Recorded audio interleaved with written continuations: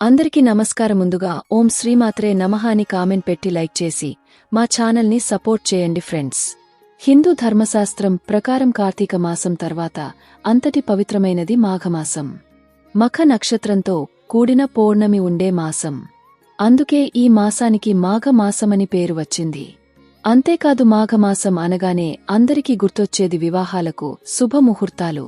సంవత్సరం మొత్తం మీద మాఘమాసంలోనే వివాహాలు అధికంగా జరుగుతాయి. ఇంతటి ప్రాశస్త్యమున్న మాఘమాసం విశిష్టత గురించి ఈ కథనంలో వివరంగా తెలుసుకుందాం. చాలామంది మాఘమాసం కోసం ఎదురు చూస్తుంటారు. మాఘము అంటే పాపాలను నశింపచేసేది అనే అర్థం. పాపాలను నశింపచేసి చేసే అటువంటి శక్తి మాఘమాసంకు అంతులేని ప్రత్యేకత ఉందని గ్రంథాలు చెబుతున్నాయి. అయితే ఈ మాసంలో ఎలాంటి పూజలు, పరిహారాలు చేయాలి, ఎలాంటి నియమాలను పాటిస్తే భగవంతుని అనుగ్రహం సులభంగా పొందుతామో వీడియోలో తెలుసుకుందాం. జనవరి 30 నుండి మాఘమాసం ప్రారంభమై ఫిబ్రవరి 28తో మాఘమాసం వస్తుంది. ఈ సందర్భంగా మాఘమాస ప్రత్యేకత మరియు ప్రాముఖ్యత ఏమిటో, ఏ పనులు చేస్తే ఎలాంటి ఫలితాలు ఉంటాయో ఇప్పుడు తెలుసుకుందాం. మాఘమాసంలో ఏ వ్యక్తి అయితే పుణ్యనది స్నానం ఆచరిస్తారో వారికి విశేషమైనటువంటి పుణ్య ఫలితం లభించి జీవితంలో రాజయోగం లభిస్తుందని శాస్త్రములు చెబుతున్నాయి. మాఘమాసంలో చేసే స్నానం వల్ల మన పాపాలను కడిగేయాలని ఆ దేవుడిని స్మరించుకోవడం. కార్తీకమాసంలో దీపానికి ఎంత ప్రాముఖ్యత ఉంటుందో మాఘమాసంలో స్నానానికి అంత ప్రాముఖ్యత, అంత ప్రాధాన్యత ఉంటుంది. ఈ మాఘమాసంలో నదులలో గాని, చెరువులలో గాని, బావుల వద్ద గాని స్నానం చేస్తే మంచిది. నదులలో స్నానం చేయడం కుదరకపోతే ఇంట్లో స్నానం చేస్తున్నప్పుడు గంగానది, గోదావరి, కావేరి వంటి పుణ్యనదుల పేర్లను తలచుకుంటూ స్నానమాచరిస్తే మంచిది. మాఘమాసంలో ప్రతి యుగం ఉదయాన్నే నువ్వుల నూనెతో దీపారాధన చేసిన వారికి ఖచ్చితంగా దైవానుగ్రహం లభిస్తుంది. మరి ముఖ్యంగా ఈ మాఘమాసంలో శివాలయంలో నువ్వుల నూనెతో దీపాలను వెలిగిస్తే శివుని అనుగ్రహం ఖచ్చితంగా కలుగుతుంది. ఈ మాసంలో ప్రతిరోజూ దీపం వెలిగించి తులసిని పూజిస్తే లక్ష్మీదేవి కటాక్షం లభిస్తుంది. ముఖ్యంగా మాఘమాసంలో దేవుడికి పూజ చేసేటప్పుడు ఎర్ర రంగు పువ్వులను పూజలో వాడితే ముక్కోటి దేవతలు సంతోషించి సిరిసంపదలను ప్రసాదిస్తారు.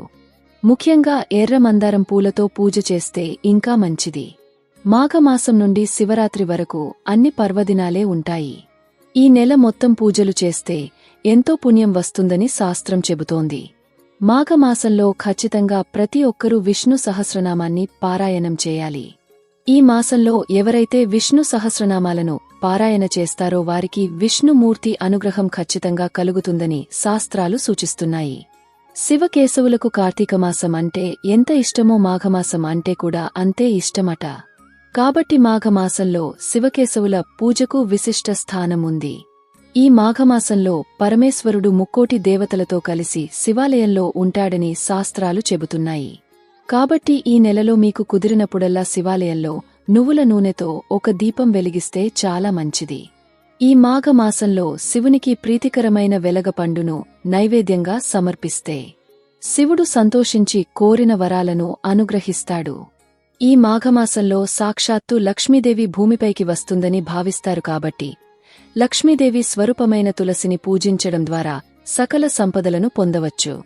ముఖ్యంగా ఆడవారు తులసి మొక్క దగ్గర దీపం వెలిగించి, అగరవత్తులు వెలిగించి పసుపు, కుంకుమ, అక్షతలు, పువ్వులు వేసి తులసిమాతకు నమస్కారం చేస్తే ఐదవతనం కలుగుతుంది. ఈ మాఘమాసంలో ప్రతి శుక్రవారం రోజున లక్ష్మీదేవిని పూజిస్తే చాలా మంచిది. ఏదైనా మీ చిరకాల కోరిక వెంటనే తీరాలంటే శుక్రవారం రోజున లక్ష్మీదేవికి గులాబీ పువ్వును సమర్పించి దీపారాధన చేసి ఎండు ద్రాక్ష నైవేద్యంగా పెట్టి నమస్కరిస్తే మనం కోరిన కోరికలు వెంటనే నెరవేరుతాయి. అలాగే ఈ మాఘమాసంలో వచ్చే ప్రతి శనివారం రోజున విష్ణు స్వరూపమైన వెంకటేశ్వర స్వామిని పూజిస్తే మీ ఇంటికి అఖండ ఐశ్వర్యం చేకూరుతుంది. మాఘమాసంలో వచ్చే శనివారాల్లో ఇంట్లో పిండి దీపం వెలిగించి తులసిదళాలతో వెంకటేశ్వర స్వామిని పూజిస్తే ఆ వెంకన్న అనుగ్రహంతో మీకు అష్టైశ్వర్యాలు చేకూరుతాయని శాస్త్రాలు చెబుతున్నాయి. ఈ మాఘమాసంలోనే వసంత పంచమి రోజున చదువుల తల్లి సరస్వతీ దేవి జన్మించింది. అంతేకాకుండా ప్రత్యక్ష దైవమైన సూర్యభగవానుడు ఈ మాఘమాసంలోనే రథంపై సంచారానికి బయలుదేరాడు అని అంటారు. ఈ ఈ మాసంలో ప్రతి ఆదివారం ఆదిత్య హృదయం జపిస్తే సూర్యభగవానుడి అనుగ్రహం వల్ల అంతులేని ఐశ్వర్యం లభిస్తుంది. ఈ మాసంలో నదీ స్నానాలు చేసేటప్పుడు లేదా ఇంట్లో స్నానాలు ఆచరించేటప్పుడు ఒక మంత్రం ఖచ్చితంగా చూపించాలి. ఆ మంత్రం జపిస్తూ స్నానం చేస్తే జీవితంలో మనం చేసిన పాపాలన్నీ నాశనమై దేవతలు ఆశీర్వాదాలు లభిస్తాయి.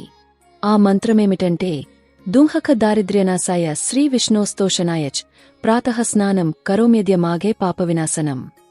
ఈ మంత్రం చాలా శక్తివంతమైనది. ఈ మంత్రం జపించలేనివారు ప్రయాగ అనుకుంటూ స్నానం చేసినా కూడా సకల పాపాలు తొలగి జన్మల పుణ్యఫలం లభిస్తుంది.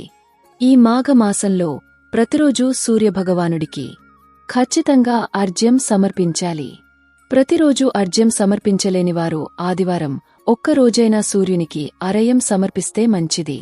అలాగే ఈ మాసంలో ఎవరైతే పేదవారికి దానం చేస్తారో వారికి తరతరాల తరగని ఐశ్వర్యం లభిస్తుందని పురాణాలు వివరిస్తున్నాయి. ముఖ్యంగా ఈ మాసంలో నువ్వులను దానం చేస్తే చాలా మంచిది. ఎవరైతే ఈ మాఘమాసంలో నువ్వులను దానం చేస్తారో వారికి ఆయురారోగ్యాలు ఐశ్వర్యాలు కలుగుతాయని పండితులు సూచిస్తున్నారు. ఒక చిన్న రాగిచెంబు నిండా నువ్వులను బ్రాహ్మణులకు దానం ఇస్తే కోటి జన్మల పుణ్య ఫలం సిద్ధిస్తుందని శాస్త్రాలు చెబుతున్నాయి.